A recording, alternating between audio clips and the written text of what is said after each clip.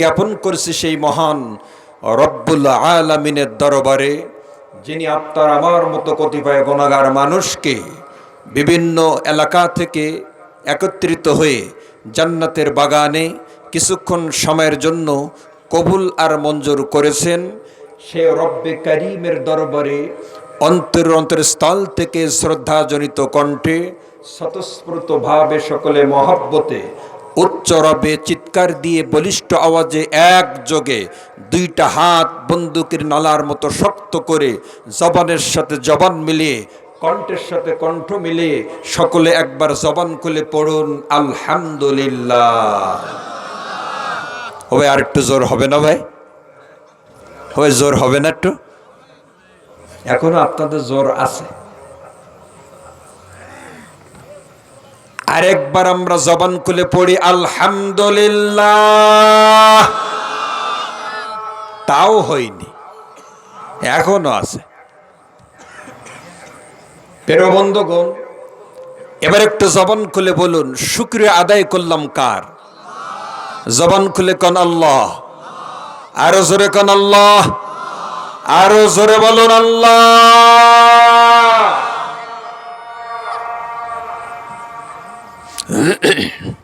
প্রিয় বন্ধুগণ, আমি আপনাদের সামনে যদি সুদ সম্পর্কে কিছু বলি আপনারা রাগ করবেন নাই? কারণ এলাকায় সুদখোর নেই আমি জানি, তারপরেও বলি।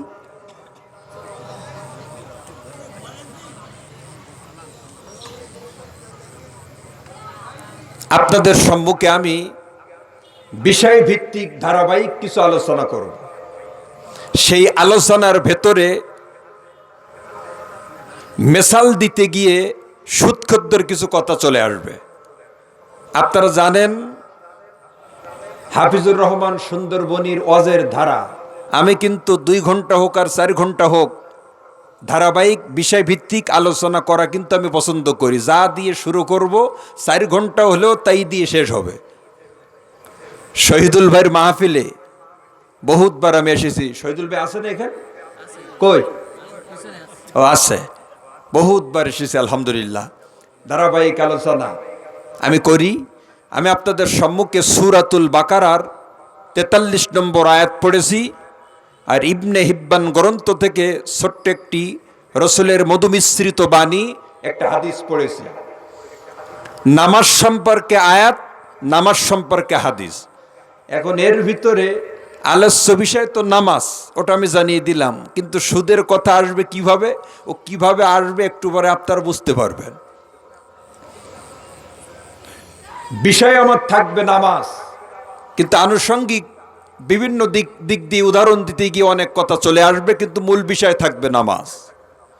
এবার আসুন আমি আপনাদের কাছে প্রশ্ন করি, এই দুনিয়ার বুকে আল্লাহ পাক রব্বুল আলামিন তার যত বান্দাকে সৃজন করেছেন, আমরা প্রত্যেকটা কাজকর্ম করি, জবান খুলে বলেন আমাদের টার্গেট থাকে কি থাকে না ভাই?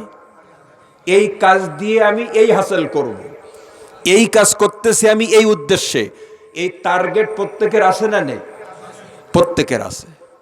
বুঝে থাকলে বলুন, আল্লাহ যে আপনাকে আমাকে সৃষ্টি করেছেন, আল্লাহ পাকের একটা উদ্দেশ্য আছে না নাই? এটা জোরে বলেন। আপনাদের জানা থাকলে বলুন সেই উদ্দেশ্যটা কি ভাই?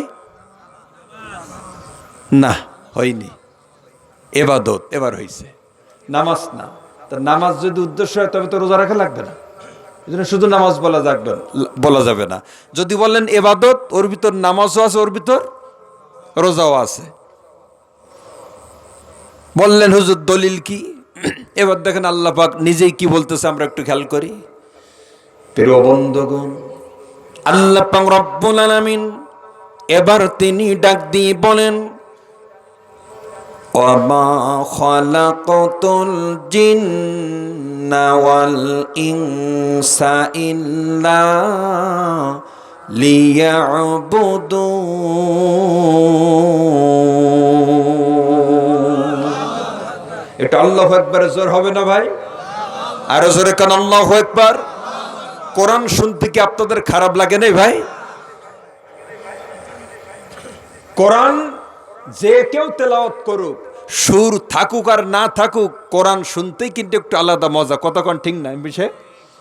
কোরআন শুনতে কিন্তু একটা আলাদা মজা।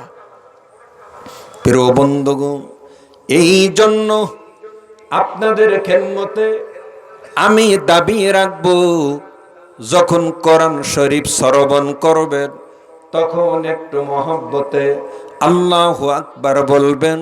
আল্লাহু আকবার মানে আল্লাহ বড়, আল্লাহ মহান, আল্লাহ শ্রেষ্ঠ, এটা বলতে কিন্তু আমাদের কারো কোনো অসুবিধা নাই। কি বড় নেয়ামত কোরআন যে আল্লাহ দান করছে ভাই। পৃথিবীর প্রত্যেকটা নেয়ামত দিন দিন কিন্তু স্বাদ নষ্ট হয়ে যাচ্ছে। আল্লাহ পাক রব্বুল আলামিন যত নেয়ামত দান করেছেন, প্রত্যেকটা নেয়ামতের স্বাদও কিন্তু দিন দিন বিনষ্ট হতে চলছে।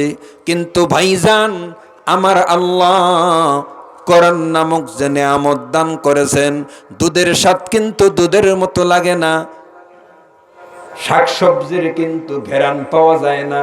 কিন্তু ভাইজান আল্লাহ পাক এখনো পর্যন্ত কোরআন শরীফ তেলাওয়াত করলে কোরআন শরীফের যে স্বাদ ছিল আগে, এখনো পর্যন্ত কিন্তু আল্লাহ পাকের কোরআনের স্বাদ আছে না নাই? সব জিনিসের স্বাদ কিন্তু নষ্ট হয়ে গেছে, কিন্তু একটা জিনিসের স্বাদ এখনো পর্যন্ত নষ্ট হয়নি, সেটা হলো আল্লাহ পাকের কোরআন তেলাওয়াতের স্বাদ। কথা বলেন ঠিক? বা আমি কি বেঠিক বললাম না ভাই? কোরআনের স্বাদ কিন্তু এখনো নষ্ট হয়নি। ওই 10 বছর বয়সে যে স্বাদ আপনি ইমাম সাহেবের পিছনে সূরা ফাতিহার যে স্বাদ পেয়েছিলেন, আজ 80 বছর বয়স হয়ে গেছে, সূরা ফাতিহার কিন্তু সেই স্বাদই আছে। সূরা ফাতিহার স্বাদ কি নষ্ট হয়েছে রে ভাই? এই জন্য আমি আপনাদের বলে থাকি, কোরআন তোমায় এ যতই জপি ওই ততই মধুর লাগে। কতক্ষণ ঠিক? কোরআন তোমায় এ যতই জপি ওই ততই মধুর লাগে। কোরআনে যে এত মধু ওই কে জানি তো আগে। কোরআনে যে এত মধু কে জানি তো আগে, কতই মধুর লাগে। যতই শোনা হয় ততই শুনতে মনে চায়। আমার জীবনে যে কতবার কোরআন খতম দিছে আমার হিসাব নেই, কিন্তু এখনো পর্যন্ত কোরআন যখন পড়ি তখন যেন মনে হয় নতুন শুরু করতেছি। কথা কি ভুল বললাম না? হাফেজ সাহেবের কাছে শুনি দেখেন, উনি তো কোরআনের হাফেজ আর আমি তো হাফেজ না। হাফেজ কোরআন শরীফ মুখস্থ করেছে 30 পারা, তারপরে ওনার কাছে যেন মনে হয় নতুন শুরু করতেছি। কতক্ষণ ঠিক না বেটি? এই জন্য কোরআন শুনলে আল্লাহু আকবার বলবেন। কি বলবেন ভাই? এবার আমার সাথে একটু পড়ুন। ওয়ামা খালাকাতুল জিন্না ওয়াল ইনসা ইল্লা লিয়াবুদুন।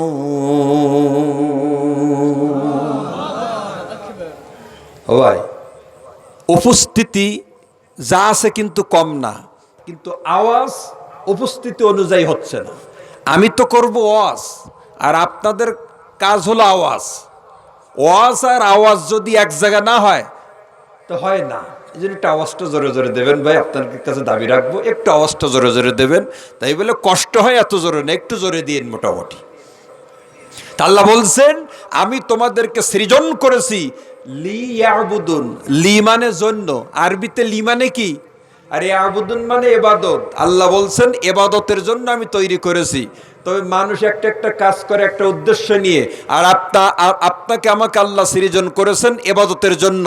এবার হাত টান টান করে বলুন, কার ইবাদত? আরো জোরে কোন আল্লাহ, আরো জোরে বলুন আল্লাহ।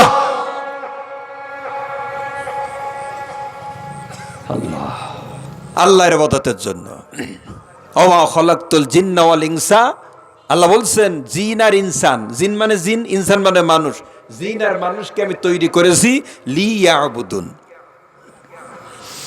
আল্লাহ বলে জিন ও মানুষ এই দুনিয়ার তরে আল্লাহ বলে জিনো মানুষ এই দুনিয়ার তরে তৈরি করছি কেবল আমি ইবাদতের তরে। একটু ছন্দ আকারে বললাম, তাছাড়া অন্য কিছু না, ওই একই অর্থ। তো ইবাদতের জন্য আল্লাহ আমাদের তৈরি করেছেন। পরিষ্কার রাখবেন জেহেনটা। এবার আপনারা বলেন ভাই, ইবাদতের ভিতরে নামাজ আছে না নেই? রোজা আছে না নেই?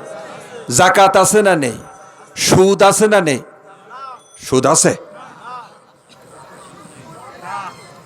তা নেই তো খান কে? সুবহানাল্লাহ। সুদ খাওয়া যাবে না ভাই, সুদ খাওয়া যাবে না। খাবো হুজুর, তাই তোমার কি? খাও তুমি, তাই আমার কি? ও ভাই, ওই সুদ খেয়ে কিয়ামত পর্যন্ত যদি কাবা শরীফের ভিতরে ঢুকে হাত তুলে দোয়া করেন, সুদখোরের একটা দোয়া আল্লাহ কবুল করে না। এই সুদখোর যারা, তারা তো আমার উপর রেগে যাবে। প্রিয় বন্ধুগণ, আল্লাহ পাক রব্বুল আলামিন ইবাদত করার জন্য আপনাকে এবং আমাকে আল্লাহ তৈরি করেছেন। নামাজ পড়া ইবাদত, হজ করা ইবাদত, যাকাত দেওয়া ইবাদত।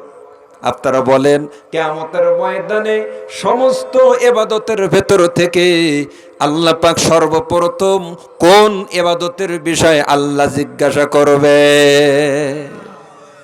সভাপতি সাহেব হাফেজ মাওলানা আতাউল্লাহ সাহেব উনি আলোচনা করেছিল, অত্যন্ত তাত্ত্বিক আলোচক, খুব সুন্দর তত্ত্ববহুল আলোচনা করেছিল। উনি বলছিল এই হাদিসটা আউয়ালু মা ইউহাসাবু বিহিল আবদু ইয়াউমাল কিয়ামাতিস সালাহ। হুজুর বলছিল হাদিসটা যে কিয়ামতের ময়দানে সব ইবাদতের ভেতর থেকে আল্লাহ জিজ্ঞেস করবে আগে, বান্দা তোমার নামাজের খবর কি? আল্লাহ বলবে না যে তুমি হজ করছো কয়বার আগে বলো, এ কথা আল্লাহ বলবে না। ওটা জিজ্ঞেস করবে কিন্তু সিরিয়ালের পরে। আল্লাহ জিজ্ঞেস করবে না যে তোমার রোজার খবর কি, ওটা আল্লাহ আগে বলবে না। আউয়ালু মা, আওয়ালু মানে কি? আওয়ালু মানে প্রথম। প্রথম আল্লাহ জিজ্ঞেস করবে তোমার নামাজের খবর কি। বন্ধুরা, নবীজি ডাক দিয়ে বলেন, যদি কোনো বান্দা বান্দির নামাজের হিসাব যথারীতি সে দিতে পারে, নামাজের হিসাব যদি সঠিকভাবে সে প্রদান করতে পারে, নবীজি ডাক দিয়ে বলেন অন্য আমলগুলো আল্লাহ তার জন্য হিসাবগুলো আল্লাহ সহজ করে দেবে। নামাজ ঠিক, রোজা ঠিক, নামাজ ঠিক, যাকাত ঠিক, নামাজ ঠিক, হজ ঠিক। নামাজ যদি আপনার ঠিক হয়, ওখানে যদি আপনি হিসাব ঠিক মতো দিতে পারেন, বাকি সব ইবাদতগুলো ঠিক বলে গণ্য হবে। রসুল বলছেন নামাজ যদি আখিরাতে বেঠিক বলে গণ্য হয়, বাকি সব আমলগুলো বেঠিক বলে গণ্য হয়ে যাবে। কিন্তু অত্যন্ত দুঃখ লাগে ভাই, আপনাদের এলাকার কথা বলছি না, বহুত জায়গায় দেখছি তো 22 বছর তো অজের জগতে আমি দেখছি তো হুজুর আরো করেন আরো করেন, অথচ ফজরের নামাজ পড়ে না, এশার নামাজও পড়িনি, এরকম লোক আছে না নেই ভাই? হুজুর আরো করেন। এ কয়েকদিন আগে ঢাকায় মাহফিল করেছি, ধামরাই থানা, ঢাকা ধামরাই থানা, ধামরাই থানা আছে না, গাঙ্গুটিয়া ইউনিয়ন দত্তনালাই গ্রাম। আমি উঠে বলছি ভাই আপনাদের এখানে এশারের নামাজ পড়েননি কারা কারা? ওয়াজ শুনতেছেন হাত তোলেন তো। আল্লাহ সাক্ষী, মাঠে তাকিয়ে দেখি 3 ভাগের 2 ভাগ লোক হাত তুলেছে, ওরা এশারের নামাজ পড়েনি, ওয়াজ শোনার জন্য একেবারে সামনের কাতারে। ওই এই ওয়াজের কোনো ভ্যালু আছে না ভাই? এই ওয়াজের কোনো দাম আছে না ভাই? আগে ওয়াজ, আগে নামাজ, তারপরে ওয়াজ না? আগে ওয়াজ পরে নামাজ ভাই? আগে নামাজ। প্রিয় বন্ধুগণ, এই জন্য আপনাদের খেদমতে আল্লাহ পাক কোরআনুল কারীমের ভেতরে একটা সূরা আল্লাহ নাজিল করেছেন, সূরাতুল বাকারা। কি সূরা ভাই? সূরাতুল বাকারা। এই সূরার ভেতরে আল্লাহ পাক 43 নম্বর আয়াতের ভেতরে সুন্দরভাবে আল্লাহ বলেছেন, ওয়া আকিমুস সালাতা ওয়া আতুস যাকাতা ওয়া রুকউ মা'আর রাকিঈন।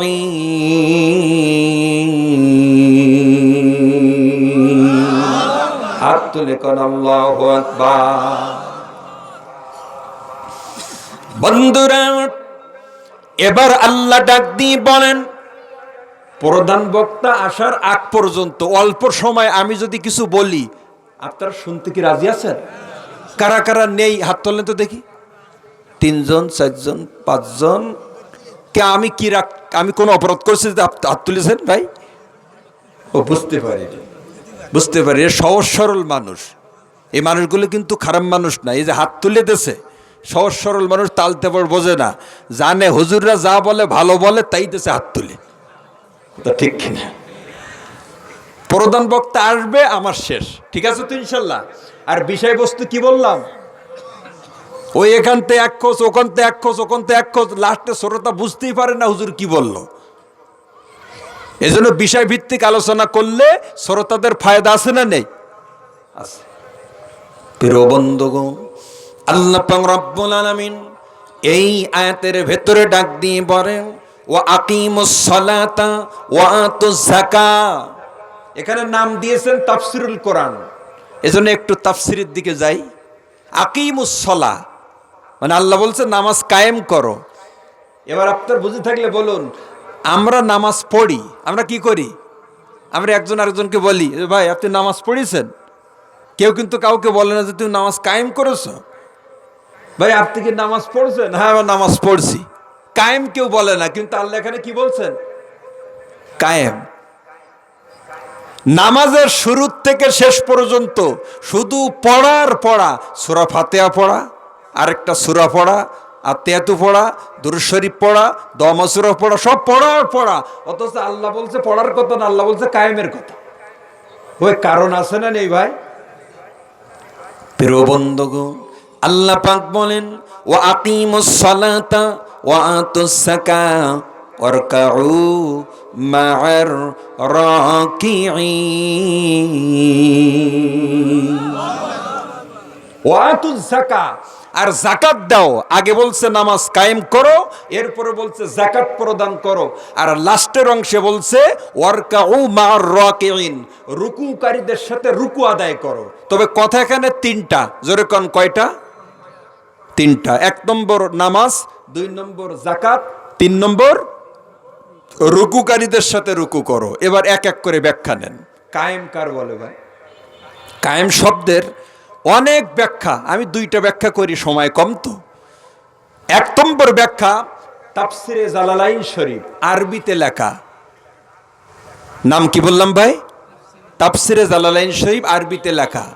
এর প্রথম খণ্ডের ভেতরে আপনারা দেখবেন সুন্দরভাবে আল্লামা জালালউদ্দিন সুয়ুতী রহমাতুল্লাহ আলাইহি তিনি লিখছেন, আকিমুস সালাহ আই ইয়াতুনা বিহা বিহুকুকিহা। যেহেতু আরবিতে লেখা তো এই জন্য আমি আরবিতে বলছি, বাংলা একটু পরে বলতেছি।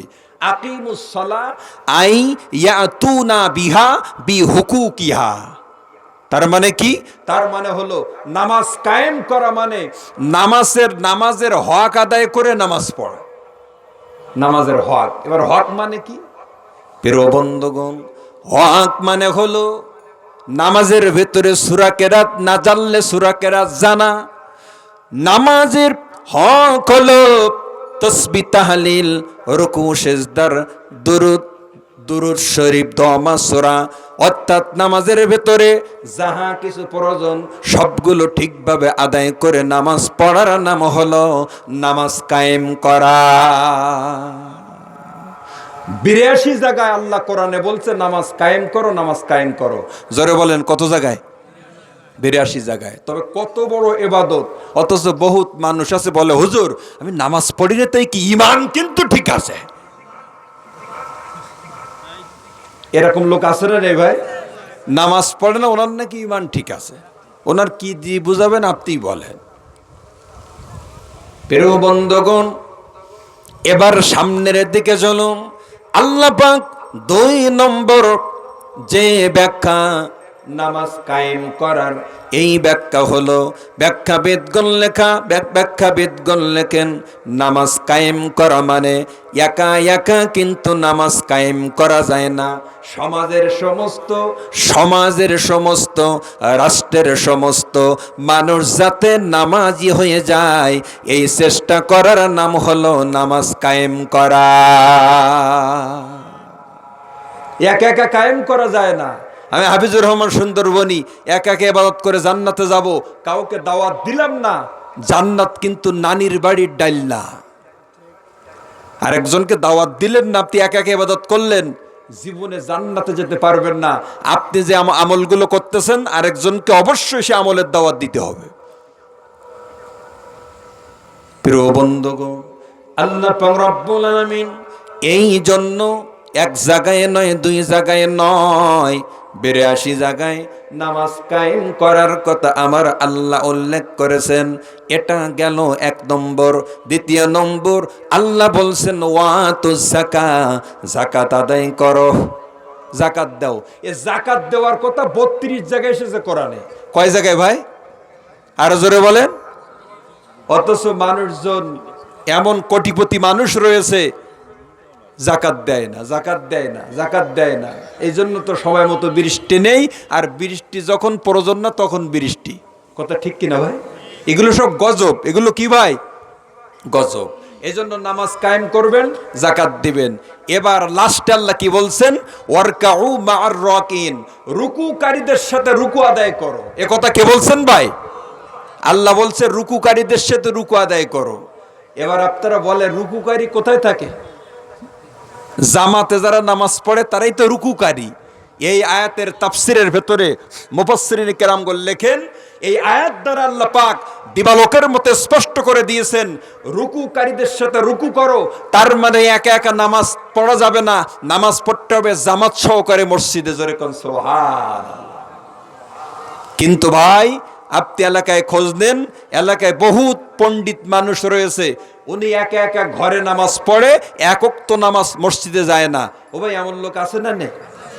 আছে না? আছে। আমি এরকম লোক পেয়েছি। আমি ঢাকায় এক মাহফিলে পেয়েছি এরকম একটা লোক। আমি এলাকার লোককে জিজ্ঞেস করলাম, ভাই, এবং শুনে অবাক হবেন, এই লোকটা, এর ধামরাই থানায় বাড়ি। ইনি বলছে যে আমি মসজিদে যাইনি। কেন জানো? ও নামাজ পড়বো কার পিছনে, দুনিয়ায় কি মানুষ আছে নাই? শুনে অবাক হয়ে যাবেন, এই লোকটা জুমার নামাজও একা একা বাড়ি পড়ে, জুমার দিনও যায় না। উনি কি বলছে? দুনিয়ায় কি মানুষ আছে তাই আমি যেই মসজিদে নামাজ পড়বো? তাই এলাকার লোক বলছে, চাচা, আপনি যখন একাই মানুষ আর আমরা সব অমানুষ, তা আপনি ইমামতি করেন, আমরা আপনার পিছনে ইক্তেদা করি, আপনি নামাজটা পড়ান। উনি বলছে, আমি কি সূরা কেরাত জানি নাই? ও ভাই, এরকম পয়জন এলাকায় আছে না নেই? জোরে কোন আছে না নেই? ও খোঁজ করলে আপনাদের এখানেও পাবেন। বিশাল পণ্ডিত, কিন্তু শরিয়াত মানে না। আছে না নাই? প্রিয় বন্ধুগণ, এই জন্য আপনাদের খেদমতে আমি দাবি করব, 5 ওয়াক্ত নামাজ জামাত সহকারে পড়বেন। আল্লাহ পাক জামাতের ভেতর থেকে একজন মুসল্লির নামাজ যদি আল্লাহ কবুল করে, তার মুখের দিকে তাকায়া আল্লাহ প্রত্যেকটা মুসল্লির নামাজ কিন্তু আল্লাহ কবুল করে নেবে। নামাজ পড়বেন মসজিদে জামাতে। কোন জায়গায় পড়বেন ভাই? মসজিদে জামাতে। এবার আসুন, একটু আগে আমরা যে নামাজ পড়েছি, ওই নামাজটার নাম কি ভাই? এশার নামাজ। জোরে কোন কিসের নামাজ? এশার নামাজ 4 রাকাত পড়েছি ইমামের পিছনে। ওই 4 রাকাত সুন্নাত না ফরজ? ফরজ। এরপরে 3 রাকাত 2 রাকাত পড়েছি, ওই 2 রাকাত কি? তারপরে শেষের 3 রাকাত বেতের। সুন্দর। আপনারা যে নামাজি, তার প্রমাণ এই কথার দ্বারাই। কারো যে নামাজ পড়েন সে তো নামাজের হিসেবই রাখে না। এখন আমার প্রশ্ন ভাই, এশারের নামাজ 4 রাকাত ফরজ, আবার ফজরের নামাজ 2 রাকাত। কে আল্লাহ তো গড় পড়তে 4 রাকাত করে বাজেট করলে পারতেন। আবার দেখতেছি মাগরিবের নামাজ 3 রাকাত। এরকম হলো কেন ভাই? প্রিয় বন্ধুগণ, এবার আসুন আসল আলোচনায়। আল্লাহ পাক এশার নামাজ 4 রাকাত আমাদের ওপরে আমার আল্লাহ কেন ফরজ করেছেন? 3 রাকাত করলে তো আল্লাহ করতে পারতেন, 4 রাকাত ফরজ করার কারণ আছে না নাই? জোরে কোন আছে না নেই? আছে। এবার সে কারণটা শোনেন। কারণ হলো, আপনারা জানেন হযরতে মূসা আলাইহিস সালামের নাম, ওনার রাগটা বেশি ছিল না কম ছিল ভাই? আল্লাহর নবী হযরতে মূসা আলাইহিস সালাম, আল্লাহ পাক এত ভালোবাসতেন মূসা নবীকে, আমার আল্লাহ মূসা নবীকে ডাক দিয়ে বলেন, ইযহাব ইলা ফিরআউনা ইন্নাহু তাগা। মূসা, তুমি ফেরাউনের কাছে যাও দ্বীনের দাওয়াত নিয়ে, ও কিন্তু সীমার মাত্রা ছাড়িয়ে গেছে। সীমার মাত্রা, সীমানা যারা ছাড়িয়ে যায় আল্লাহ তাদের ছাড়া দেয়, কিন্তু ছেড়ে দেয় ভাই?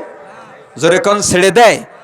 ও সীমার মাত্রা পার হয়ে গেছে, তুমি টোর কাছে যাও, ইন্নাহু তাগা, সে সীমা লঙ্ঘনকারী, তার কাছে একটু দ্বীনের দাওয়াত দাও। এশার 4 রাকাত কেন হলো? মূল পয়েন্ট মনে রাখবেন। প্রিয় বন্ধুগণ, আল্লাহর নবী হযরতে মূসা আলাইহিস সালাম এবার তিনি ডাক দিয়ে বলেন, ও আকাশের মালিকের, আমি তো স্পষ্ট ভাষায় কথা বলতে পারি না। ওনার একটু জবানের জড়তা ছিল, আপনারা জানেন না? উনি স্পষ্ট ভাষায় কথা বলতে পারতেন না, তোতলা ছিলেন। আল্লাহ পাক এবার ডাক দিয়ে বলেন, তোমার যাহা কিছু প্রয়োজন আমি আল্লাহ সব কিছু এখন পূরণ করব, তোমার দোয়া কবুল করে নেব। উনি তখন আল্লাহর কাছে দোয়া করতেছেন, যাবে কিন্তু ফেরাউনের দরবারে। আল্লাহর কাছে তিনি দোয়ার ভিতরে বললেন, ক্বালা রাব্বি শরহ লি সদরি, আমার বক্ষকে প্রশস্ত করে দিন, ওয়াসসিরলি আমরি, আমার কাজকে সহজ করে দেন। কারণ ফেরাউনের কাছে যাওয়া মানে তো সহজ কাজ না। তাও শুধু ফেরাউন না, সে আবার বলছে আনা রব্বুকুমুল আলা, মানে যত আল্লাহ রয়েছে তার ভিতরে আমি বড় আল্লাহ। নাউজুবিল্লাহ কোন, আর জোরে কোন। ওই আল্লাহ কয়জন ভাই? একটু হাত তুলে কোন তো আল্লাহ কয়জন? আল্লাহ একজন, অথচ সে বলছে কি আল্লাহ অনেক, তার ভিতর আনা রব্বুকুমুল আলা, আমি সবচেয়ে বড় রব, সবার উপরে আমি। আল্লাহ এক, আল্লাহ কয়? আল্লাহ এক, খোদা কিন্তু একজন। একজন, কোনো দুই বলতে কোনো শব্দ নেই। ওয়ালা তাকুলু সালাসা, আল্লাহ বলছেন তোমরা 3 খোদা বলো না, কুল হুয়াল্লাহু আহাদ। আহাদ মানে কত? আল্লাহ এক, 3 বলা যাবে না। আমরা হাতে তৈরি করে বলি এটা একটা খোদা, আরেকজন হাতেরটা বানিয়ে বলে ওটা একটা খোদা। আচ্ছা আপনারা একটু উত্তর দিবেন, ওটা খোদা না কাদা? আরো জোরে বলেন। কাদা। ভেজাল কাদা না একেবার ভালো কাদা? কবিলে কবিলে মা বতো একে জুদা থা, কবিলে কবিলে মা বতো একে জুদা থা, কেসি কা হবল থা কেসি কা সফা থা। ওই আগের জামানায় মানুষের ঘরে ঘরে কিন্তু দেবতা থাকতো। কি ভাই কিছু বলতে হবে? ঘরে ঘরে দেবতা থাকতো, কিন্তু দেবতা যতই থাকুক রব আমাদের কয়জন? একজন, আল্লাহ। এবার আল্লাহ পাকের কাছে দোয়া করছে, আল্লাহ বক্ষ প্রশস্ত করে দাও, ওয়াসসিরলি আমরি, আমার কাজকে তুমি সহজ করে দাও, ওয়াহলুল উকদাতাম মিন লিসানি, লিসানুন মানে জিহুবা, আর উকদাতুম মানে জড়তা, আমার জড়তা দিহুবার দূর করে দাও। আমি তো স্পষ্ট ভাষায় কথা বলতে পারি না, আল্লাহ আমার জবান ক্লিয়ার করে দাও। ও ভাই, আল্লাহ পারে কি পারে না? বন্ধুরা, আল্লাহ পাক রব্বুল আলামিন এবার ডাক দিয়ে বলেন, ও নবী মুসা রে, তুমি যাহা চাইবে এখন তুমি তাহা পাইবে, আর কি কি লাগবে তুমি বলো। উনি তখন বললেন, আল্লাহ পাক জবান আমার ক্লিয়ার যখন হয়ে গেল, আরেকটা দাবি আমি তোমার কাছে রাখবো আল্লাহ, কারণ আমি যাব ফেরাউনের কাছে দাওয়াত নিয়ে। দাবিটা হলো ওয়াজআলনি ওয়াজিরাম মিন আহলি হারুনা আখি, ওই কোরআন শুনতে ভালো লাগে তো ভাই, ওই তাফসিরুল কোরআন মাহফিল দেশেন, এখন কিছু তাফসির তো করার লাগে। এখনো ঘটনা বলিনি, একটাও ঘটনা কি এখনো বলিস নাই? তাই বলে বলবো না তা না, একটু পরে। প্রিয় বন্ধুগণ, এবার আল্লাহ পাক তানার কাছে দোয়া করা হলো, ওয়াজআলনি ওয়াজিরাম মিন আহলি হারুন আখি, আমার সাথে একজন সহকারী দিতে হবে, আমার ভাই হারুনকে, মানে একা যাব না, আরেকজনকে দিতে হবে। সব কিছু গৃহীত হলো, দোয়া আল্লাহ কবুল করলেন। ফেরাউনের কাছে গেছে, যাওয়ার পরে ফেরাউন বলছে, মুসা তুমি প্রায় সময় দাওয়াত দাও, তো তুমি তোমার খোদার কাছে শোনো তো, আমি যদি মুসলমান হই, কালিমা পড়ি, তো তোমার খোদা আমি আল্লাহর কি দেবে? তোমার খোদা মানে ও তো নিজেই একজন। আশরাফ আলী থানভী রহমতুল্লাহ আলাই উনি তানার খুতবার ভিতরে সুন্দর করে লেখছেন, আল্লাহ পাক মুসাকে বললেন, মুসা তুমি একটু ফেরাউনকে জানিয়ে দাও, মূল পয়েন্ট মনে রাখবেন, এশারের নামাজ 4 রাকাত কেন হলো, মূল কথা মনে আছে তো? এবার এক কথা উত্তর দেন, আমার বিষয়বস্তু কি? সবাই বলেন কি? যদি 10 ঘন্টা বলেন তাও একই কথা চলবে, অসুবিধা নেই ইনশাল্লাহ। আল্লাহ মুহতারাম হাজিরিন, এবার আল্লাহ রব্বুল আলামিন সব কিছু কবুল করে এবার মুসা নবীকে বললেন, তুমি ওর শোনাও, ও যদি মুসলমান হয়, কালিমা পড়ে, তা আমি ওকে 4টা পুরস্কার দেব। কয়টা? মুজাদ্দিদে মিল্লাত, হাকিমুল উম্মাত আশরাফ আলী থানভী রহমতুল্লাহ আলাইহি তিনি লেখেন 4টা পুরস্কারের কথা। বন্ধুরা আমার, এবার লক্ষ্য করুন, 1 নম্বর পুরস্কার হলো আল্লাহ পাক হযরতে মূসা আলাইহিস সালামকে বললেন, ও নবী মুসা তুমি ফেরাউনকে জানিয়ে দাও, যদি ফেরাউন কালিমা পড়ে মুসলমান হয়, আমি আল্লাহ 1 নম্বর পুরস্কার ফেরাউনকে দান করব, কিয়ামত পর্যন্ত ফেরাউনের হায়াত দিয়ে দেব। ও কিয়ামত পর্যন্ত জীবিত থাকবে, কিয়ামতের আগে ওর মরণ হবে না। তারপরে কি করা যায় দেখি। আগে গেছে বিবি আসিয়ার কাছে, আসিয়া একজন জান্নাতি মানুষ, কথা ঠিক কিনা? অথচ ঘর করেছে সারা জীবন কার? কাফেরের। জান্নাতি মানুষ ঘর করছে কার?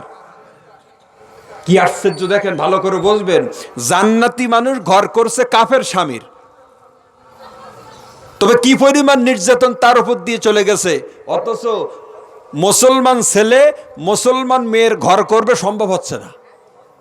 কতক্ষণ ঠিক? আরো জোরে বলে। মহিলাদের অজেরও কিন্তু সমাজে খুব দরকার ভাই, মহিলাদের অজের কিন্তু প্রচুর দরকার। কি দরকার না ভাই? প্রচুর দরকার। কেন দরকার জানেন? আমি কিন্তু প্রথম বলছি, উদাহরণে কিন্তু এদিক সেদিক চলে আসবে, মূল পয়েন্ট থাকবে নামাজ। এই জন্য মহিলাদের অজ দরকার। এখানে আপনারা যারা উপস্থিত রয়েছেন, অধিকাংশ মানুষ তার স্ত্রীকে নিয়ে কিন্তু সংসারে অশান্তি, অথচ মান সম্মান চলে যাওয়ার ভয়ে আমরা মুখ খুলিনি। কথা কন ঠিক? আসতে বলছেন কেন? ঠিক না বে ঠিক? আবার অনেক মহিলা স্বামী ধরে ধরে গরুর মতো পিটায়, এমন স্বামী আছে না নেই? সুবহানাল্লাহ। ভাই এরকম নেই? বহুত আছে ভাই। অজসিয়াত শুনব না কো, মানব না কো উপদেশ, পদ্মা প্রথা তুলে দেব, এটা মোদের বাংলাদেশ। স্বামীর কথা শুনব না, ভাঙ্গা ঘরে থাকব না, ছেঁড়া কাপড় পরব না, ভাত দেয় কি স্বামীতে, ভাত দেয় মোর চাকরিতে, আমার দেহ আমার মন, তাতে কেন অন্যজন, আমি স্বাধীনভাবে চলব, নিজের জীবন গড়ব। একবার জোরে জোরে বলেন নাউজুবিল্লাহ। এ স্লোগান দেওয়া মহিলা আছে না নেই ভাই? এই জন্য আমি আপনাদের খেদমতে একটা হাদিস বলবো আম্মাজানদের নিয়ে। আল্লাহর নবী বলেন, মহিলারা যদি জান্নাতে যেতে চায়, এই হাদিসটা আমল করলে কিন্তু জান্নাতে যেতে পারবে। আল মারআতু ইযা সাল্লাত খামসাহা, 1 নম্বর 5 ওয়াক্ত নামাজ পড়বে মহিলারা। মহিলাদের মাত্র একটা হাদিস বলবো, যেহেতু নামাজের বিষয় তো লাইন চুট করা যাবে না। একটা হাদিস মহিলাদের, যদি আপনারা অনুমতি দেন তো একটা হাদিস বলবো ভাই। 1 নম্বর, আম্মা জানেরা কি আশপাশে আছে নাই? 1 নম্বর, আম্মা জানেরা নামাজ পড়বে 5 ওয়াক্ত। আল মারআতু ইযা সাল্লাত খামসাহা। 2 নম্বর, নবীজি ডাক দিয়ে বলেন, ও সামাতু শাহরাহা, রমজানের রোজাগুলো ঠিকভাবে তারা আদায় করবে। তৃতীয় নম্বর আহসানাত ফারাজাহা, যৌন অঙ্গ হেফাজত করবে। চতুর্থ নম্বর আতাআত বালাহা, স্বামীর খেদমত করবে।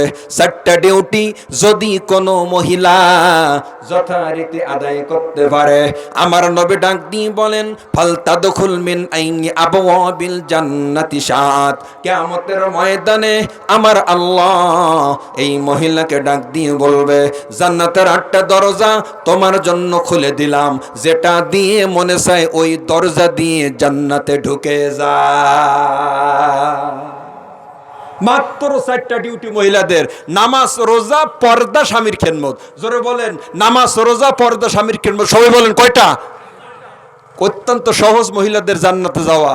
কিন্তু ভাই, এই 4টা কাজ একসাথে করার মহিলা সমাজে খুব কম। নামাজে খুব পটু, রোজায়ও খুব পাকা, কিন্তু স্বামী ধরে মারে, আছে না নেই ভাই? তবে এক জায়গায় গ্যাপ, হলো না জান্নাত। স্বামীর খুব খেদমত করে, পর্দাও থাকে, রোজাও রাখে, কিন্তু এক ওয়াক্ত নামাজ পড়ে না। গ্যাপ, এক জায়গায় গ্যাপ, আর হলো না। তবে 4টা ডিউটি মহিলাদের, 4টা ডিউটি, নামাজ, রোজা, পর্দার, স্বামীর খেদমত। এই 4টা ডিউটি যদি আম্মাদাররা আদায় করে, তবে ইনশাল্লাহ আল্লাহ পাক তাদের জান্নাত দেবেন। রসুলের রওদা, কোনো সন্দেহ আছে নেই ভাই? জোরে কোন, কোনো সন্দেহ আছে? কোনো সন্দেহ না। আমার আলোচ্য বিষয়ের দিকে যাই।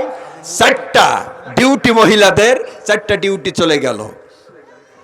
এবার ছোট্ট একটা কথা শোনেন, মহিলাদের অবস্থা কোন দিকে যাচ্ছে দেখেন। বিশাল বড় বড় রাস্তাগুলো নষ্ট করছে টেরাকি। মহিলা কেন খারাপ হচ্ছে দেখেন। বিশাল বড় বড় রাস্তাগুলো নষ্ট করছে টেরাকে, মহিলা গরুর মাথা খাচ্ছে বেড়াকে। কতক্ষণ এ কতক্ষণ না কেন? বিশাল বড় বড় রাস্তাগুলো নষ্ট করছে টেরাকে, মহিলাগুলোর মাথা খাচ্ছে বেড়াকে, গ্রামগুলো খাচ্ছে সমিতি, কিছু কিছু মসজিদ খাচ্ছে কমিটি। সব জায়গায় না, কিন্তু কিছু কিছু জায়গায় কমিটি ভালো আছে, কমিটি খারাপ আছে। আম্মাজানদের আর কোনো কথা না, ওই হাদিসটা নলেজে রাখবেন। এবার 4টা শর্ত, 4টা ফজিলত জানিয়েছে আল্লাহ পাক মুসা নবীর মাধ্যমে। চলতেছে নামাজ, এশার কয় রাকাত?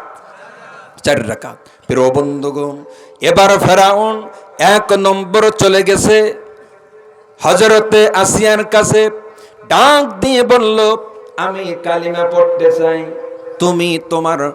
তুমি তোমার মতামত ব্যক্ত করো। হযরতে আসিয়া তখন ডাক দিয়ে বলে, স্বামী রে, আপনি যদি কালিমা পড়েন এর চেয়ে কোনো খুশ নসিব হতে পারে না, কারণ আপনি কালিমা পড়লে নিষ্পাপ হয়ে যাবেন। আমি তো আল্লাহ পাকের জান্নাতি বান্দা, আল্লাহর নাতি বান্দি। আল্লাহ জানিয়ে দিয়েছেন একই সাথে জান্নাতের ভিতরে অবস্থান করতে পারবো, একই সাথে জান্নাতের ভিতরে থাকতে পারবো। বললেন ঠিক আছে, তুমি দোয়া করো, আমার মন্ত্রী হামানের কাছ থেকে একটু পরামর্শ নিয়ে তারপরে কালিমা পড়বো। ওই হামান লোকটা খারাপ না ভালো ভাই? এটা জোরে কোন, খারাপ না ভালো? বন্ধুরা, এবার চলে গেছে হামানের কাছে, ডাক দিয়ে বলে, ও হামান রে, বলো কি করব? হামান তখন বলল, কালিমা পড়া যাবে না, কারণ আপনি হলেন বড় খোদা। কি খোদা? আনা রব্বুকুমুল আ'লা। আপনি হলেন বড় খোদা। যখন কালিমা পড়বেন তখন কিন্তু আপনি মাখলুক হয়ে যাবেন, আপনি কিন্তু বান্দা হয়ে যাবেন। একজন খোদা কালিমা পড়ার পরে বান্দা হয়ে যাবে, এটা আমি হামান সহ্য করতে পারবো না। এই জন্য কোনো ক্রমে কালিমা পড়া যাবে না। খুব সুন্দরভাবে ওনাকে বুঝালেন, উনি তো এক চান্সে বুঝে গেছে। কথাটা কি বলছে? আপনি আল্লাহ, কালিমা পড়লে তো আল্লাহ থাকবে না, খোদাগিরি থাকবে না, তখন সাধারণ মাখলুকাত হয়ে যাবেন, সাধারণ মানুষ হয়ে যাবেন। তা আল্লাহ মুহূর্তের ভেতরে এই মানুষ হয়ে যাবে, এটা তো আমি সহ্য করতে পারবো না। যদি আপনি কালিমা পড়তেই চান, আমাকে আগে জবাই করেন, তারপরে যে কালিমা পড়ে। দুষ্ট লোকের মিষ্টি কথা পাশে এসে বসে, কথা ঠিক কিনা? যে কটা দুষ্ট দেখবেন ওদের ভাষা খুব মিষ্টি হয়। দুষ্ট লোকের মিষ্টি কথা পাশে এসে বসে, ওই কথা নিয়া প্রাণে মারে শেষে। লাস্টে তার প্রাণনাশ ছাড়া আর কিছু থাকে না। কালিমা পড়ার নসিবে জটল না, কিন্তু ক্ষতি হলো কি? মুসা নবীর উপর আরো ক্ষিপ্ত হয়ে গেল আগের সে। এই মুসাকে, এই হুজুরকে দেশে রাখা যাবে না, হুজুরকে সাগর পার করতে হবে। সেই সাগরের নাম কি সবাই বলেন? 355 কিলোমিটার চওড়া লোহিত সাগর। প্রিয় বন্ধুগণ, এশার নামাজ কেন 4 রাকাত হলো?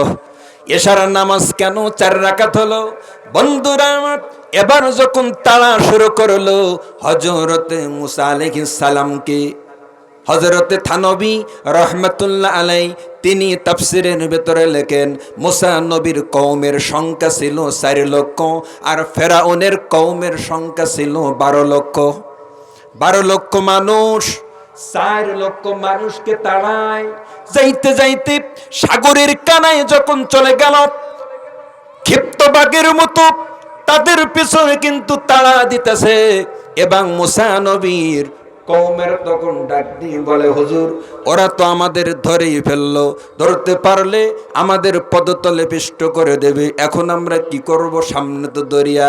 আল্লাহর নবী হযরতে মুসা উনি তখন বললেন, চিন্তা করো না, আমার সাথে আল্লাহ আছে। আমার সাথে কে আছে ভাই? মুসা নবীর ঈমান আর সাধারণ জনগণের ঈমান তো একরকম না। মুসা নবীর বারবার বলছে, হুজুর ওরা তো ধরেই ফেললো, সামনে সাগর। হুজুর বলছে, চিন্তা করো না, চিন্তা করো না। কলা কাল্লা ইন্না মাইয়া রব্বি। কলা কাল্লা মানে কি? কখনো ধরতে পারবে না। এরা বলছে ধরেই ফেললো, আর মুসা নবী বললেন কলা কাল্লা, কখনো ধরতে পারবে না। ইন্না মাইয়া রব্বি, আমার রব আমার সঙ্গে অবস্থান করতেছেন। অগত্তরের মানুষেরা, এই ফেরাউন আমাদের কোনোদিন ধরতে পারবে না। জোরে কোন আল্লাহু আকবার। প্রিয় বন্ধুগণ, এবার বললেন ধরতে পারবে না। সাগরতেই কি হয়েছে? সাইয়াহাদিন, সাইয়াহাদিন কোরআন আয়াত, কিন্তু ইয়াহাদিন মানে রাস্তা দেখিয়ে দেবেন। আর ইয়াহাদিন শব্দ গ্রামারের একটা সিস্টেম, আর আরবি গ্রামারের সিস্টেম হলো ইয়াহাদিন শব্দ, এই শব্দের আগে যখন সা অথবা সাউফা আসে তখন অর্থ আসে ওয়াসিরেই, খুব তাড়াতাড়ি। তা আল্লাহ বলছেন সা ইয়াহাদিন মানে খুব তাড়াতাড়ি এই সাগরের বুক ছিঁড়ে রাস্তার ব্যবস্থা করে দেব। এই ওয়াদা কার? হাত তুলে কোন কার? দু হাত তুলে কোন আল্লাহ, আরো জোরে কোন আল্লাহ। কদরে কুদরত দারি হর সে কাহি আকুনি, কদরে কুদরত দারি হর সে কাহি আকুনি, মুর্দারা জিন্দা কুনি তু জিন্দারা বে জাকুনি, মুর্দারা জিন্দা কুনি তু জিন্দারা বে জাকুনি। এবার সাগরের পাশে যখন চলে গেছে, আল্লাহর ওয়াদা কি ছিল? কলা কাল্লা ইন্না মাইয়া রব্বি সাইয়াহাদিন। সাগরের পাশে যখন চলে গেছে, মুসা নবীর হাতে যেন কি থাকতো ভাই? সবাই বলেন। বন্ধুরা, এবার আল্লাহ ডাক দিয়ে বলেন, ও নবী মুসা রে, তোমার হাতে লাঠি, ইজরিব বিআসাকাল বাহার। ইজরিব আমরের সিগা মানে নির্দেশ বহন করে। ইজরিব মানে আঘাত করো, আসা মানে লাঠি, আরবিতে আসা লাঠি, আসা মানে লাঠি, বাহরুন মানে সাগর। লাঠি দিয়ে সাগরের উপর আঘাত করো, এ কথা কার? আরো জোরে কোন কার? প্রিয় বন্ধুগণ, উনি লাঠি দিয়ে সাগরের ওপর আঘাত করলেন। এই আয়াতের তাফসিরের ভিতরে, তাফসিরে বুরহানুল কোরআন 2 নম্বর খণ্ডের ভেতরে এসেছে, আল্লাহর পয়গম্বর হযরতে মুসা উনি একটা আঘাত করলেন সাগরের ওপরে। সঙ্গে সঙ্গে আল্লাহ পাক সাগরের বুক ছেড়ে একটা নয়, দুইটা নয়, 12টা বিশাল বড় বড় রাস্তা আমার আল্লাহ তৈরি করে দিলে।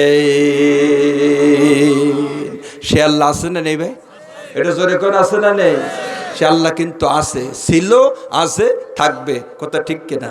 এবার উনি যখন সহি সালামত ওপারে চলে গেছে, এবার ফেরাউন বলতেছে, শোনো এই সাগরের উপর দিয়ে রাস্তা হয়েছে কেন জানো? আমি খোদা পিছনে তাই। আল্লাহ বলল ঠিক আছে ওঠ। এবার যখন দলবল সহ 12 লক্ষ মানুষ নিয়ে যখন সাগরের উপর উঠলো, আল্লাহ তখন বলল পানি এতক্ষণ তো তুমি জমাট ছিলে, তুমি যা ছিলে, যা তোমার রূপ তাই হয়ে যাও। কদরে কুদ রত্তদারি বরকামাল, কদরে কুদ রত্তদারি বরকামাল, আংতা রব্বি আংতা হাসবি যুল জালাল, আংতা রব্বি আংতা হাসবি যুল জালাল। পানি কথা শুনে কার ভাই? পানি যা ছিল তাই হয়ে গেছে, একবার লোকজন সহ ওখানে ডুবে জীবনের মতো জীবন লীলা সাঙ্গ হয়ে গেল। ফেরাউন সব পানির নিচে, মুসা নবী সহি সালামতে অতি নিরাপদে সাগর পার হয়ে যখন ওপারে চলে গেছে, উনি চিন্তা করলেন এতক্ষণ ছিলাম ওই পারে, যত বিপদ সব আমার উপরে ছিল, এখন তো আর বিপদ নেই। তা যে আল্লাহ আমাকে বিপদ মুক্ত করেছে, আমি 4 রাকাত নামাজ পড়ে সে আল্লাহকে একটু খুশি করতে চাই। তাই উনি 4 রাকাত নামাজ পড়ছিল এশারের সময়। প্রিয় বন্ধুগণ, আল্লাহ পাক রব্বুল আলামিন, আমি আপনাদের বোঝাইতেছিলাম আল্লাহ পাক ফজরের নামাজ কেন 2 রাকাত করলেন, মাগরিবের কেন 3 রাকাত করলেন, এশার কেন 4 রাকাত করলেন। মানে নামাজের রাকাত ভিন্নতার কারণ কি? নামাজের ফজিলত তো আপনাদের অনেক মুখস্থ আছে, কিন্তু রাকাতগুলো ভিন্নতা কেন হলো? 2 রাকাত, 3 রাকাত, 4 রাকাত কেন হলো? এর রাকাত ভিন্নতার কারণগুলো আমি বলতেছি। মোহতারাম হাজিরিন, উনি 4 রাকাত নামাজ পড়লেন এশার সময়। জোরে কোন সময়? আল্লাহ পাক এবার ডাক দিয়ে বলেন, মেরাজের রজনীতে আল্লাহ পাক নবীজির উপরে যেদিন আল্লাহ নামাজ ফরজ করেছিল, ওই দিন আল্লাহ ডাক দিয়ে বলেন, ও আমার নবীজি, মুসা নবীর 4 রাকাত নামাজ আমার বড্ড ভালো লেগেছে, বিদায় দোস্তরে ওই 4 রাকাত নামাজ আমি তোমার উম্মতের জন্য এশার সময় কিয়ামত পর্যন্ত আদায় করা আমি আল্লাহ ফরজ করে দিলাম। আল্লাহু আকবার। ওই সেখান থেকে চলতেছে 4 রাকাত নামাজ, কিয়ামত পর্যন্ত চলবে। পৃথিবীর কারোর ক্ষমতা নেই নামাজ পরিবর্তন করার। কথা বলেন ঠিক না বেঠি? এশার 4 রাকাত শেষ হয়ে গেল, আর আছে কয়েক তো ভাই, যেরকম কয়েক তো আজকে মনে হয় শেষ করা সম্ভব হবে না। আগামী বছর শেষ করি, আজকে শুনবেন ইনশাল্লাহ। আচ্ছা, তবে আর একটু সামনে যাই। এবার এশা শেষ, এবার মাগরিবের 3 রাকাত। মাগরিবের কয় রাকাত? প্রথম থেকে শেষ পর্যন্ত যত কথা বলছি, আপনারা যে কোনো শ্রোতা জিজ্ঞেস করলে রেফারেন্স যদি চান আমি দেখাতে সক্ষম ইনশাল্লাহ। প্রত্যেকটা কথা রেফারেন্স আমার কাছে রয়েছে ইনশাল্লাহ, সব কথা। মুহতারাম হাজিরিন, মাগরিবের 3 রাকাত, এই মাগরিবের 3 রাকাত নামাজ আল্লাহ আমাদেরকে দান করেছেন ইয়াকুব নবীর থেকে। কোন নবী ভাই? এটা জোরে কোন নবী? নবীর ভালোবাসা আমাদের ভেতর আছে না নেই? ও ভাই, আমরা যে দল করি না কেন, যে যা পার্টি করি না কেন, নবীকে নিয়ে কিন্তু কোনো দলদারি নেই। কথা ঠিক কিনা? নবীকে কিন্তু আমরা সবাই ভালোবাসি। কথা ঠিক কিনা? নবীর ভালোবাসা কিন্তু আমাদের অন্তরের কানায় কানায়। 2 হাত তুলে কোন আমরা নবীকে চাই কি চাই না? একটু হাত তুলে কোন আল্লাহু আকবার, আরো জোরে কোন আল্লাহু আকবার। নবীর সাথে কেউ বেয়াদবি করুক, আমরা কিন্তু কোনো দল লোক এটা সহ্য করি না। কথা ঠিক কিনা? কারণ আমরা হয়তো নামাজ ঠিক মতো পড়ি না, রোজা হয়তো ঠিক মতো রাখি না, কিন্তু নবীর সামনে কেউ বেয়াদবি করুক এটা কিন্তু সহ্য করি না। কথা ঠিক কিনা? মনে রাখবেন ভাই, নবীর ভালোবাসা যেন আমাদের ভেতরে থাকে। সাহাবায়ে কেরামের যেমন ভালোবাসা ছিল নবীর বিষয়ে, আমাদের জন্য ভালোবাসার কোনো কমতি না হয়। প্রিয় বন্ধুগণ, এই জন্য আপনাদের কাছে আমি জিজ্ঞেস করতে চাই, নবীর জন্য যদি জীবন দিতে হয়, আপনারা নবীর জন্য জীবন দিতে রাজি আছেন তো ইনশাল্লাহ? ও মুসলমান, শুধু তাই না, নবীর জন্য যদি জীবন দিতে হয়, নবীর জন্য যদি ফাঁসির কাস্টে ঝুলতে হয়, নবীর জন্য যদি বন্দুকের গুলিতে বুক জারজা হয়ে যায়, নবীর জন্য জীবন দিতে রাজি আছেন কারা কারা? আল্লাহু আকবার বলে হাত তোলো। প্রিয় মুসলমান ভাইরা, মাঝখানে আমি একটা কথা আপনাদেরকে দিবালোকের মতো স্পষ্ট বলতে চাই।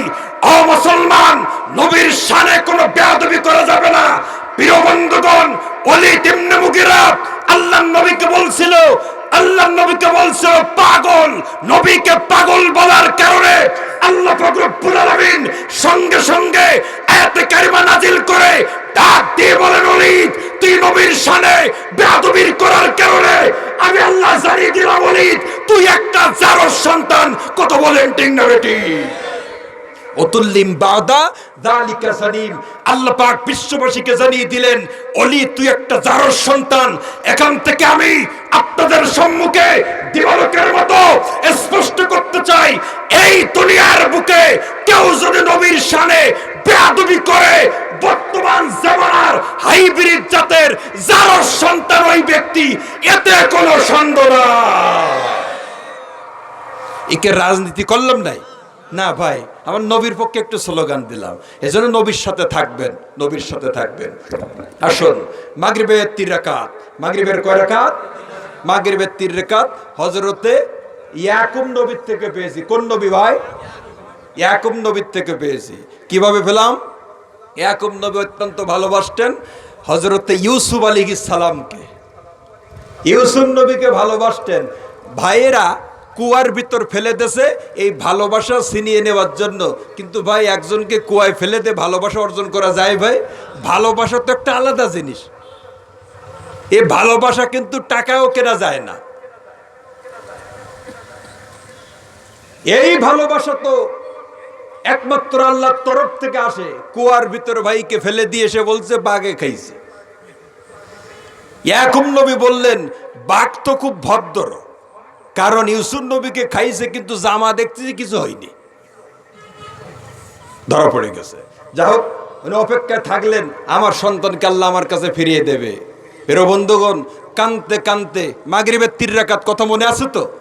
কানতে কানতে 2টা চক্ষু অন্ধ হয়ে গেছে, আর কিছুই দেখে না। সূরা ইউসুফের ভিতর রয়েছে, আমি একটু পরে আয়াত পড়তেছি। এবার 80 বছর চলে গেছে। 80 বছর একটানা কানছে। 80 বছর।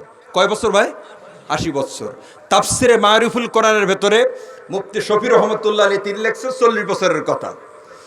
আবার তাফসিরে মাযহারির ভেতরে আল্লামা কাজী সানাউল্লাহ পানিপতি রহমতুল্লাহ তিনি 40-এর কথা লিখছেন। আর নামাজের অজানা তথ্য এই কিতাবের ভিতরে আল্লামা মেজানুর রহমান ফরিদি হাফিজাহুল্লাহ তিনি লিখছেন 80 বছরের কথা। যা হোক, ইখতিলাফ রয়েছে। 80 বছর যখন হয়ে গেছে, এদিকে মিশরে কান্নাকাটি করতেছে, কেনানে কান্নাকাটি করতেছে ইয়াকুব নবী। ইয়াকুব নবী বাড়ি কোন জায়গায় ছিল ভাই? কেনান। আর মিশরের বাদশাহের ভিতরে আল্লাহ বানিয়ে দিয়েছে তাকে। সুবহানাল্লাহ বলে। প্রিয় বন্ধুগণ, 80 বছর যখন হয়ে গেল, আল্লাহ পাক এবার জানিয়ে দিলেন, ও নবী ইউসুফ আলাইহিস সালাম, তোমার আব্বা তোমার জন্য কাঁদতে কাঁদতে 2টা চক্ষু তার অন্ধ হয়ে গেছে। তুমি আর দেরি না করে তোমার কাছে যে জান্নাতি জামা বিদ্যমান, এই জামাটা নিয়ে তুমি তোমার আব্বার কাছে গমন করো। তোমার আব্বার কিছুই দেখে না, কাঁদতে কাঁদতে 2 চক্ষু অন্ধ হয়ে গেছে। জামাটা নিয়ে আব্বার কাছে যাও। ওনার কাছে একটা জান্নাতি জামা ছিল, ওই কুয়ার ঘটনার সাথে জড়িত, ওদিকে যাব না। আল্লাহ পাক বললেন, জান্নাতি জামা নিয়ে আব্বার কাছে যাও। উনি মিশরের বাদশাহ, আর ইনি কাঁদতেছে কেনানে। মিশর থেকে কেনানের দূরত্ব ছিল, রইসুল মুফাসসিরিন হযরত আব্দুল্লাহ ইবনে আব্বাস তার কওল অনুযায়ী তৎকালীন মিশর থেকে কেনানে পৌঁছাতে 8 দিন সময় লাগতো। কয়দিন ভাই? 8 দিন। এই 8 দিনের দূরত্বে 2 জন অবস্থান করতেছেন, কারোর সাথে কোনো সাক্ষাৎ মোলাকাত কিছুই নেই। এটা ছিল আল্লাহর তরফ থেকে পরীক্ষা। কি ছিল ভাই? প্রিয় বন্ধুগণ, এবারে যখন আল্লাহ পাক জানিয়ে দিলেন আব্বার কাছে গমন করো, বন্ধুরা আমার, উনি তখন বললেন, ওনার বড় ভাই, তার নাম ছিল ইয়াহুদা। ইয়াহুদাকে ডাক দিলেন। ডাক দেওয়ার পরে জামাটা ইয়াহুদার হাতে দিয়ে দিলেন। আল্লাহর নবী জামাটি এবার ইয়াহুদার হাতে দেওয়ার পরে এবার বললেন, বড় ভাই, এই জামাটা নিয়ে আপনি চলে যান মিশর থেকে কেনানে। আব্বার কাছে যাওয়ার পরে জামাটা আব্বার চোখের ওপরে রাখবেন। আল্লাহ বলছিলেন কি জানেন? আলা ওয়াজহিহি ফারতাদ্দা বাসীরান। সূরা ইউসুফের ভিতর আয়াত রয়েছে। আলা মানে উপরে, ওয়াজহুন মানে চেহারা, ফারতাদ্দা মানে ফিরিয়ে দেব, বাসীরাতান মানে দৃষ্টিশক্তি। আল্লাহ বলে, জামাটা নিয়ে তোমার আব্বা তো চোখে দেখে না, ওই মুখের উপরে রাখলেই জামার বরকতে দৃষ্টিশক্তি আল্লাহ ফিরিয়ে দেবে। আল্লাহ পারে কি পারে না ভাই? প্রিয় বন্ধুগণ, এবার বড় ভাইয়ের হাতে জামা দেওয়ার পরে আল্লাহর বান্দা এবার জামা নিয়ে উনি চলে গেলেন মিশর থেকে কেনানে। 8 দিন পরে উনি আব্বার কাছে চলে গেলেন। যাওয়ার পরে আব্বার কাছে যখন পৌঁছালেন, তখন চলছিল কিন্তু মাগরিবের রক্ত। আব্বার কাছেও হাজির হয়েছে। তো রক্ত চলছে কোন রক্ত ভাই? আমার কথা কি আপনারা বুঝতেছেন? আলহামদুলিল্লাহ, উনিও হাজির, মাগরিব রক্ত শুরু। বান্দা ডাক দিয়ে বলে, আমি যখন চলে গেলাম আমার আব্বার কাছে, আমার আব্বার চোখের উপরে জামাটা যখন রাখলাম, সঙ্গে সঙ্গে আল্লাহ পাক আব্বার দৃষ্টি শক্তি ফিরিয়ে দিল। আমার আব্বা খুশি হয়ে মাগরিবের যে 3 রাকাত নামাজ, এই দৃষ্টি শক্তি 80 বছর পরে ফিরে পাওয়ার কারণে প্রথম রাকাত পড়ছিলেন কিন্তু শুকরিয়া আদায়ের জন্য। মাগরিবের 3 রাকাত, প্রথম রাকাত নির্ধারণ হলো কিসের জন্য? 80 বছর পরে চোখ ফিরে পাইছে তাই। আর 2 রাকাত কোথা থেকে আসলো? চক্ষু যখন ভালো হয়ে গেল, হযরতে ইয়াকুব আলাইহিস সালাম এবার বললেন, ও বাবা এহুদা, এখন আমি তোমার কাছে 2টা প্রশ্ন করতে চাই। বাবা তুমি মাথা ঠান্ডা করে উত্তর দিও। এহুদা তখন বললেন, আব্বা প্রশ্ন করেন।